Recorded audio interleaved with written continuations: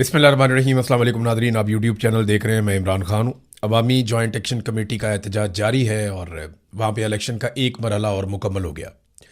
तो आज़ाद कश्मीर में जो इंस्टॉलेशन हो रही है एक नई हुकूमत की, वो अब आगे की तरफ बढ़ रही है। ये जो बातें की जा रही थी कि एस्टेब्लिशमेंट और नून लीग के बीच में कोई फड्डा हो गया या पीपल्स पार्टी और एस्टेब्लिशमेंट के बीच में कोई फड्डा हो गया, तो ये सबसे बड़ा सबूत है कि आज एक मरतबा फिर एस्टेब्लिशमेंट जो फ्री हैंड दे रही है और हुकूमत बनाकर दे रही है, यानी हाथ से पकड़ कर हुकूमत बनाकर दे रहे हैं। जिस तरह एजेंसियों ने मीरपुर के अंदर इलेक्शन करवाया, जैसे मुजफ्फराबाद के अंदर बड़े पैमाने पे एजेंसियों की मुदाखलत थी, लोग सुबह से ही पहुंचे हुए थे सादा कपड़ों वाले, उनके पास हथियार भी थे, उनका पूरा कंट्रोल भी था। तो जिस तरह ये कर रहे हैं, और फिर फ़ायदा किसको हो रहा है? PMLN को और पीपल्स पार्टी को।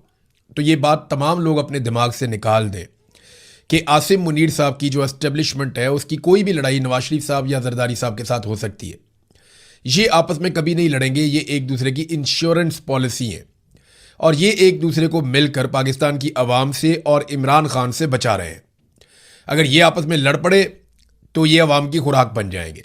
लिहाजा इन्हें इकट्ठा रहना पड़ेगा। छोटे छोटे इख्तलाफात होंगे इनके बीच में, लेकिन ये उन्हें हल कर लेंगे। आपको ये सीटें नहीं बता रही कि 2 मराहिल के अंदर ही PMLN की हुकूमत कायम कर दी गई, इससे पहले गिलगित बल्तिस्तान में पीपल्स पार्टी की हुकूमत कायम कर दी गई।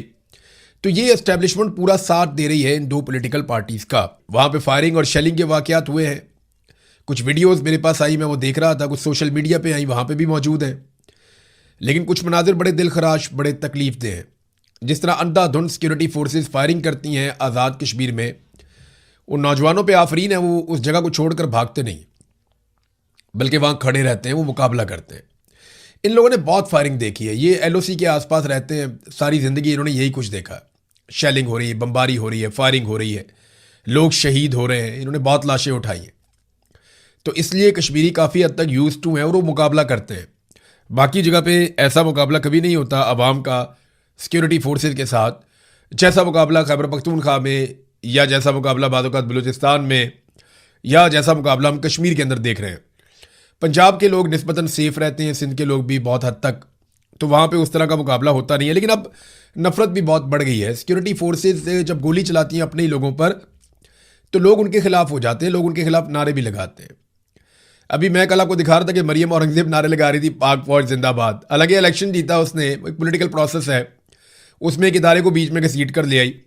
अब जब मरियम नवाज इलेक्शन हार के, जब उसको सीट फॉर्म 47 दिया जाएगा जर्नैलों की तरफ से, तो बाद में वो पाक फौज जिंदाबाद के नारे लगाएगी, तो मुखालिफिन क्या कहेंगे या अवाम क्या कहेगी?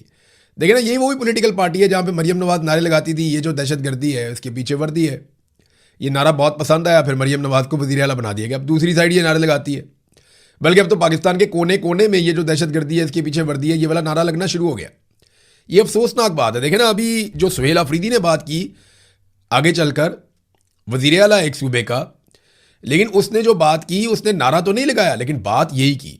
वो जो मुराद सईद ने बात की, उसने नारा तो नहीं लगाया कि ये जो दहशतगर्दी है इसके पीछे वर्दी है, लेकिन बात मुराद सईद ने भी वही कही है।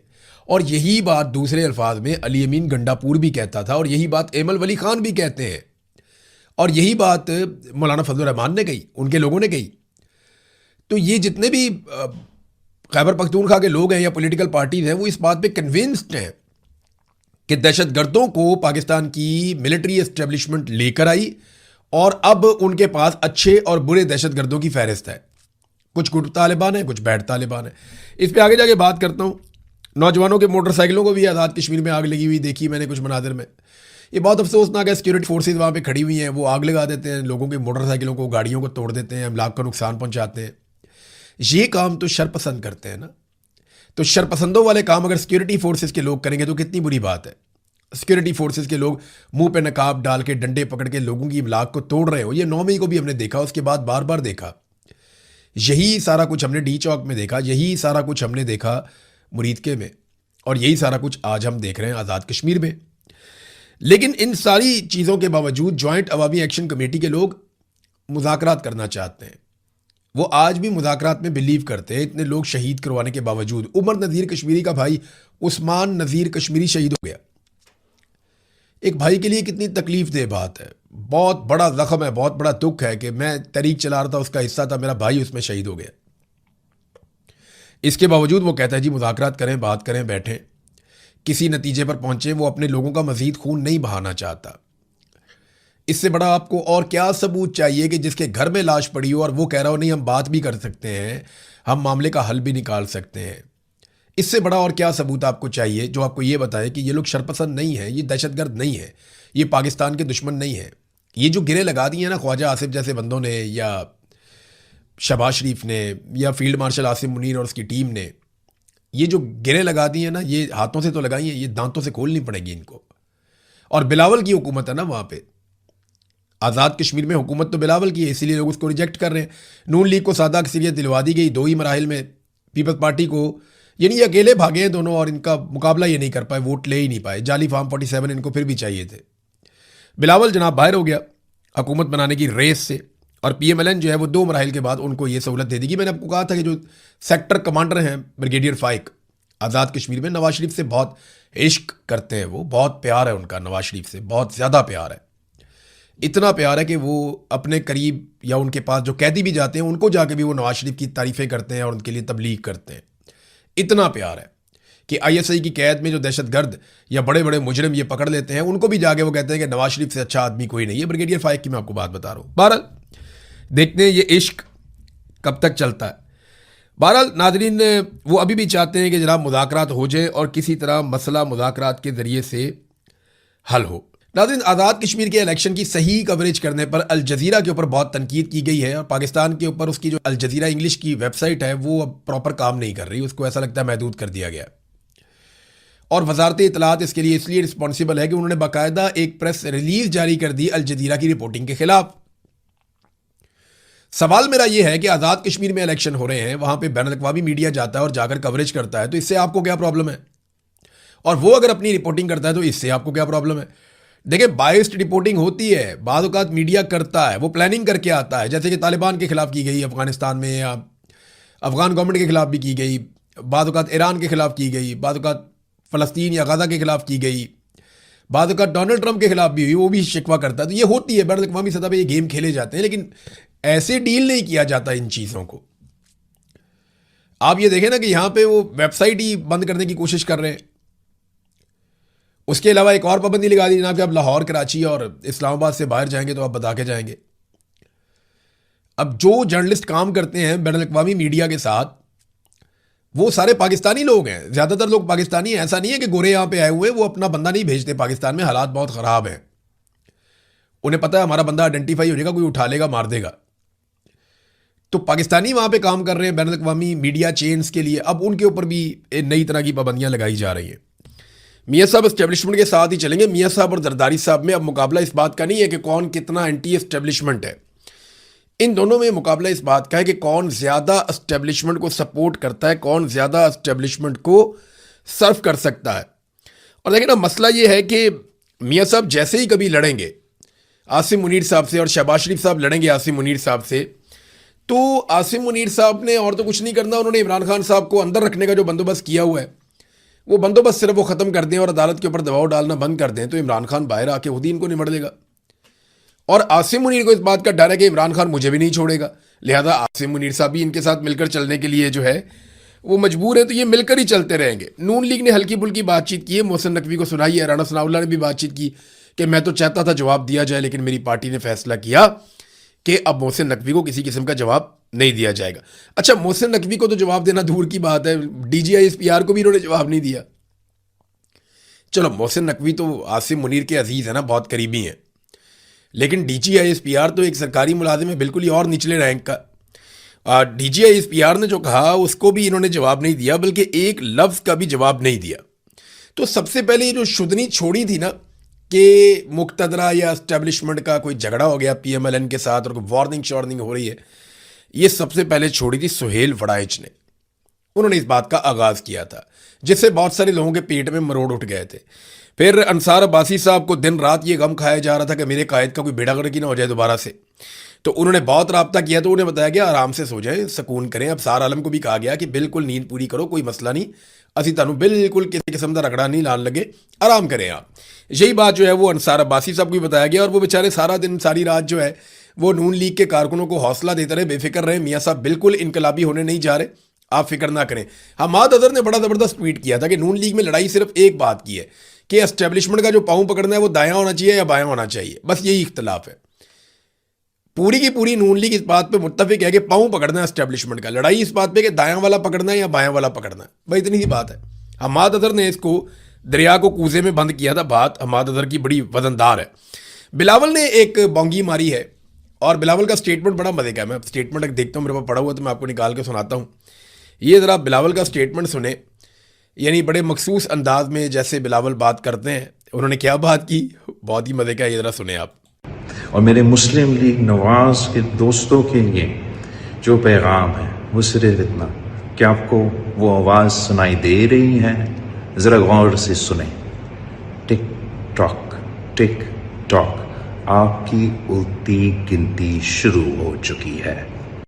अच्छा, ये भी बड़ा लतीफ़ा है पाकिस्तान की सियासत में। पाकिस्तानियों ने पता नहीं क्या गुनाह किया था कि ये बच्चा इसको सियासत में लाया गया। ना इसकी कोई औकात है, ना कुछ और, ना कोई सियासी तरबियत है, कुछ भी नहीं है। सिर्फ इसका नाना जो है वो एक जर्नैल ने कत्ल कर दिया था और इसकी वालदा जो है वो कत्ल हो गई। उसके बाद ये सियासत में आ गया और आगे चेयरमैन लग गया डायरेक्ट। और बहुत सारे लोग हैं, उन्होंने बड़ी कुर्बानियाँ दी। अब तो पाकिस्तान तहरीक इंसाफ में बेशुमार लोग हैं जिन्होंने बिलावल से बहुत बड़ी बड़ी कुर्बानियाँ दी हुई हैं। अब तो बहुत बड़े बड़े लोग, बड़ी बड़ी कुर्बानियाँ देने वाले लोग बाकी पॉलिटिकल पार्टीज़ में भी हैं। यानी ये ना 3 में ना 13 में, असल में शुरू से सोने का चम्मच मुंह में लेकर पैदा हुआ ना, तो इसको बेचारे को ये आदत ही नहीं है शिकस्त की। हर चीज़ इसको घर में प्लेट में रख के मिली है, लीडरशिप भी प्लेट में रख के मिली है। छोटा सा था, इसको उन्होंने कह दिया जी कि आपकी वालदा लिख कर गई है कोई लेटर, उसमें अब आप लीडर हैं हमारे। सब ने कहा ये ठीक है, यही हमारा लीडर है, किसी ने बात ही नहीं की तो वो लीडर बन गया। तो इसको क्योंकि हर चीज़ सोने का चम्मच मिला हुआ है, प्लेट में रख के हर चीज़ मिलती है, तो जब इससे कोई चीज़ ना मिले ना तो इसका मुझे लगता है ज़हनी तवाज़ुन थोड़ा सा बिगड़ जाता है। अब वो बिगड़ा हुआ बच्चा जो है वो ये कह रहा है कि टिक टॉक। तो बिलावल साहब एक टिक टॉक मैं आपको सुनाता हूँ, गौर कीजिएगा। टिक टॉक, जूते पॉलिश करने का टाइम हो गया। टिक टॉक, अब आपका दोबारा जूते पॉलिश करने का टाइम हो गया। टिक टॉक, अब आपका फिर से जूते पॉलिश करने का टाइम हो गया। आप यही करेंगे और आप कुछ नहीं करेंगे, और आप इस हुकूमत को वहां तक सपोर्ट करेंगे जहां तक कि आपको मिलिट्री एस्टेब्लिशमेंट कहेगी। क्योंकि आपके जो वालिद हैं, जो आपसे बड़े इनकलाबी बने फिरते हैं, वो ये कह चुके हैं अपने मुंह से कि मैं एस्टेब्लिशमेंट के हाथ मजबूत करूंगा, हम सारे मिलकर एस्टेब्लिशमेंट के हाथ मजबूत करेंगे। तो आप जितने मर्जी टिक टॉक करें, हर टिक टॉक के बाद आपको जूता पॉलिश करना पड़ेगा और नून लीग का आप साथ देंगे। अभी तक 5 बजट पास हुए, इन 5 बजट में बिलावल आपने वोट दिया। मुस्लिम लीग नून ने जितना जुल्म किया पाकिस्तानियों पे आपने वोट दिया। अभी तक 2 आईनी तरामीम हुई, इन दोनों आईनी तरामीम में आपने वोट दिया। अभी तक जितना जुल्म और बर्बरियत हुई उसमें आपने हिस्सा डाला। सिंध के अंदर आपने बिल्कुल कुचल के रख दिया सियासी मुखालिफिन को। आपकी बहन को इलेक्शन जिताने के लिए सारे उम्मीदवार उठा लिए गए और गायब कर दिए गए, किसी को डरा के बिठा लिया गया। तो आप बेनिफिशरी हैं इस सिस्टम के। आपने अपना चेयरमैन सेनेट बनाया, आपने अपने सेनेटर्स लगवाए, आपने अपने गवर्नर्स बनाए, आपने 3 सूबों में हुकूमत ली, आपने अपने वालिद गिरामी को सदर पाकिस्तान बनाया इन्हीं जाली वोटों से। तो टिक टॉक जूते पॉलिश, टिक टॉक जूते पॉलिश। बिलावल साहब आपने यही करना है, इसके अलावा ना कोई औकात है इस वक्त आपकी। हो सकता है कभी मुस्तकबिल में, जैसे आपके नाना जो हैं वो भी एक डिक्टेटर के साथ हमेशा उसकी बी टीम के तौर पे, ए टीम के तौर पे रहे और डिक्टेटर को डैडी कहा करते थे जुल्फ़िकार अली भुट्टो। तो उनको अल्लाह ने तौफीक दी, एक वक्त आया कि वो एस्टेब्लिशमेंट के सामने खड़े हुए, उन्होंने आंखों में आंखें डाली और फांसी के फंदे पे झूल गए। लेकिन आपने और आपके वालिद ने भुट्टों की सियासत दफन कर दी है। यानी जरदारियों का कब्जा हुआ ना जब से पीपल्स पार्टी पे, तो पीपल्स पार्टियों में से भुट्टो का ऐसा लगता है खून ही निकल गया। और भुट्टो जो है वो तो बचे ही नहीं बेचारे, बेनज़ीर भी कत्ल हो गई, उसके दोनों भाई भी, उसका वालिद भी, तो सारा ख़ानदान ही उड़ा के रख दिया। तो अब ये जरदारियों के पास चली गई ये पार्टी, तो ये सिर्फ टिक टॉक जूते पॉलिश और कुछ भी नहीं करेंगे। ये यही काम करेंगे जो इन्हें आता है और इस काम के ये लोग अब माहिर बन चुके हैं। नाज़रीन, अलीमा खानम खैबर पख्तूनख्वा में अपनी कंपेन चला रही थी और वो लोगों को मोटिवेट कर रही थी कि मेरे भाई को जेल से निकालने के लिए कोशिश शुरू करो और थोड़ा लोग इकट्ठे हो जाएं। तो वहाँ पे अच्छे बड़े इज्तिमात हुए, बहुत बड़े उनके इस्तकबाल हुए। जब वो DI खान पहुँची तो वहाँ पे इस्तकबाल उतना बड़ा नहीं हुआ। तो उसकी वजह ये है कि जो गंडापुर ख़ानदान है या गंडापुर से, उनकी DI खान में अच्छी खासी वर्थ है। अभी आप उसको नेगेट नहीं कर सकते। अभी वो इमरान खान साहब की पार्टी में और उनका अपना एक नैरेटिव है, उनका अपना एक बयानिया है, वो अपने लोगों को जाके बताते हैं हमारे साथ ज़्यादती हुई है। तो क्योंकि लोग इमरान खान को पसंद करते हैं और गंडापुर को इमरान खान का साथी समझते हैं, तो वहाँ गंडापुरों के साथ कोई प्रॉपर कोऑर्डिनेशन नहीं हुई, इसका शिकवा कुछ लोगों ने किया और उसकी वजह से कोई बड़ा इस्तकबाल डेरा इस्माइल खान में अलीमा खानम का नहीं हुआ। इसके ऊपर कुछ सवालात भी उठाए जा रहे थे, लेकिन वो कोऑर्डिनेशन का कहा जा रहा है कि कोऑर्डिनेशन नहीं हुई। कुछ लोग कहते हैं जी गंडापुरों ने जानबूझकर नहीं होने दिया। तो ये दोनों एलिमेंट हैं। बहरहाल वहाँ कोई इतनी बात बनी नहीं, लेकिन बाकी जगहों पे बड़ा शानदार इस्तकबाल अलीमा खानम का इमरान खान रिहाई तहरीक के हवाले से हुआ। अब जैसे ही वो पंजाब में दाखिल होती हैं मियाँ वाली में, तो इनके ऊपर क्रैकडाउन शुरू हो जाता है। पुलिस आ गई, पुलिस वालों ने कहा जी आपने तो चले जाना है, ये लोग परेशान हो जाएंगे, इनको उठा के हम जेलों में डालेंगे, इनको उठा के हम गिरफ्तार करेंगे, इनको हम बहुत तकलीफ देंगे। तो पुलिस धमकी लगा रही थी, डीएसपी धमकियां लगा रहा था कि जाएं वापस, और उन्होंने ज़बरदस्ती धकेल के, लाठियां मार के, लोगों को उठा के, घसीट के, जो भी करके, जितनी ब्रूटैलिटी वो कर सकते थे ये करके उन्होंने वहाँ से, ऐसा लग रहा था कि कोई दुश्मन मुल्क ने हमला कर दिया। पुलिस को इतनी मुसीबत पड़ी हुई थी। पुलिस को मैंने इतनी मुसीबत में कभी दहशतगर्दी के वाक़यात में नहीं देखा। पुलिस को मैंने इतनी मुसीबत में बड़े बड़े सानेहात में नहीं देखा जितनी मुसीबत पुलिस को पड़ जाती है जब भी कभी पाकिस्तान तहरीक इंसाफ के लोग कहीं पे कोई एहतजाज करने के लिए इकट्ठे हो जाएं या एहतजाज करने के लिए आगे बढ़ जाएं। नाज़रीन, अब हालात जो है वो पाकिस्तान की मिलिट्री एस्टेब्लिशमेंट के लिए ये हैं कि DGISPR जो एक ट्वीट करते हैं, वो उस ट्वीट के कमेंट्स भी अपने बंद रखते हैं, कमेंट्स ही नहीं खोलते अपने ट्वीट्स के।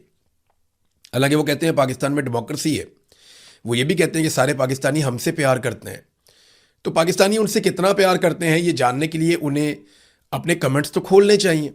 हमेशा DGISPR के कमेंट्स खुले रहते थे। ऐसा कभी नहीं हुआ कि DGISPR के जो अकाउंट है ऑफिशियल, उसके कमेंट्स बंद हों।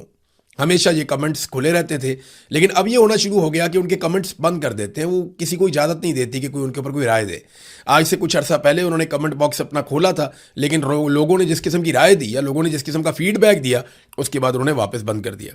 अब तो हालात ये हैं कि वो फ़ौजी अफसरान की या फ़ौजी जवानों की शहादतों की और कुर्बानियों की जो खबर देते हैं, वो खबर देते हुए भी वो कमेंट बंद रखते हैं। लेकिन लोगों ने जिस किस्म की तनकीद की, जब वो कमेंट खोले गए, लोगों को अलाउ किया गया कि वो उसके अंदर अपनी राय दें, तो लोगों ने जो राय दी उस तनकीद से घबरा कर इन्होंने दोबारा इसे बंद कर दिया। देखिए, अगर कोई प्राइवेट आदमी हो ना तो कोई फ़र्क नहीं पड़ता। प्राइवेट आदमी है, वो कहता है जी मैं नहीं तनकीद लेता, मेरी अपनी ऑप्शन है, मैं बंद करता हूँ। लेकिन एक कौमी इदारा है, अगर उसका एक अकाउंट है तो उसमें फ़ीडबैक तो सबसे इंपॉर्टेंट चीज़ है। कौमी इदारा अपने कमेंट्स कैसे बंद कर सकता है? ये एक इदारे की सीट है, यहाँ पे लोगों की राय का एहतराम होना चाहिए, लोगों को उनकी राय देने का हक मिलना चाहिए। और लोग बात जो करते हैं वो लॉजिक के साथ करते हैं। अक्सर बहुत सारे हमारे हुकूमती लोग हैं, वो जैसे ही कोई ट्वीट करते हैं तो वो कम्युनिटी नोट उन्हें लग जाता है, हकायक लोग निकाल कर सामने रखते हैं तो वो बेचारे उनका झूठ पकड़ा जाता है। तो DGISPR को जो है वो अपना कमेंट ज़रूर खोलना चाहिए बॉक्स, ताकि उन्हें पता चले कि नौजवान जो बाशऊर नौजवान है वो उनसे क्या बातचीत करना चाहते हैं। बड़ा अच्छा 2 वे ट्रैफिक चल जाएगा। वो अपनी बात करें, नौजवान अपनी बात करें, तो उन्हें पता चले कि नौजवानों के जज्बात उनके बारे में और उनके अफकार के बारे में क्या है। नादरीन, हमारे कुछ सहाफ़ी जो है ना वो फौरी तौर पे एक्टिव हो जाते हैं कि जनाब मेरी बड़े उच्चे बंदे से बात हो गई है, मेरी बड़ी हाई लेवल पे मीटिंग हो गई है, मोतबर ज़राए से मेरी बात हो गई है, ताकतवर शख्सियत से मेरी मुलाकात हो गई है, मुक्तदरा से मेरा राब्ता हो गया है। और यानी इस किस्म के जो जुमले इस्तेमाल किए जाते हैं ये एक्चुअली जर्नैल है पाकिस्तान के। यानी एक DGISPR है, उससे मुलाकात हो जाए या उसके ऑफिसर किसी और से, किसी मेजर जनरल से या किसी ब्रिगेडियर से मुलाकात हो जाए, इतना ही होता है। एक ISI में हैं जनरल साहब जो देखते हैं मीडिया के मामला, उनसे मुलाकात हो जाए, उनसे बातचीत हो जाए, इतना ही होता है। या कोई सेक्टर कमांडर है उससे बातचीत हो जाए। आर्मी चीफ तो मेरे ख्याल में मुलाकातें करते नहीं हैं और ये कोई मीडिया वीडिया नहीं लेते, और इससे वो घबराते हैं मेरे ख्याल में। वो मीडिया की बातें चीते हैं, वो इस तरह से नहीं करते जिस तरह बाकी कुछ जर्नैलों में होता है, थोड़ा इनमें नहीं है। तो ये इतने से लोग हैं और इनको जो है मुक्तदरा भी कहा जाता है, इनको ताकतवर हल्के भी कहा जाता है, ताकतवर तरीन शख्सियत भी कहा जाता है। इन्हें कहा जाता है जनाब रियासत की ये सोच है और रियासत ये कह रही है।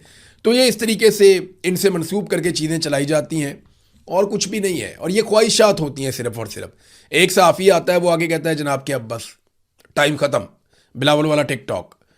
तो दूसरा सहाफ़ी आता है, वो कहता है जी कोई टाइम ख़त्म नहीं है, ये ऐसे ही चलेगा, मसला ही कोई नहीं, आप टेंशन ही ना लें। तो इस वक्त जब पूरा पाकिस्तान जल रहा है, इस वक्त पाकिस्तान के अंदर दहशतगर्दी हो रही है, मुराद सईद ने बड़े सीरियस सवालात उठाए और बार बार उठाए।